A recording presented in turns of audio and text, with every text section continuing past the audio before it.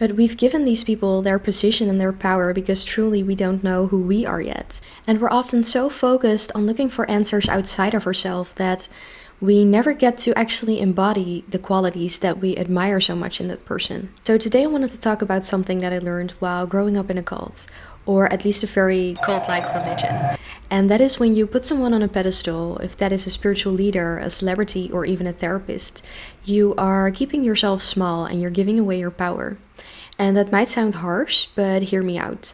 So you see, when we put someone on a pedestal, we are not seeing them for who they truly are. We shape them to fit our needs and desires. And truly what we see is the illusion that we've created. And we deny their true identity, and that is not fair to them or to us. So I remember spending my childhood years observing my guru, and there was always this voice inside of me, my intuition really, that was telling me this is just a person with an ego, and it's not some god that has incarnated on this earth, and this isn't it. But I pushed that voice down because I had given all of my power to this person, because that's what my parents did. And when I went into puberty, I realized that this is not how I want to spend my life, and I really need to find a way to break free from this somehow.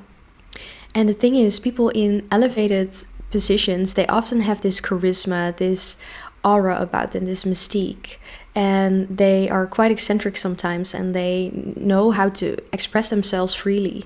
But here's what I've realized: we can also embody those qualities, but we just have to choose that for ourselves consciously. But we've given these people their position and their power because truly we don't know who we are yet. And we're often so focused on looking for answers outside of ourselves that we never get to actually embody the qualities that we admire so much in that person. We can usually only see in another person what is already true about ourselves.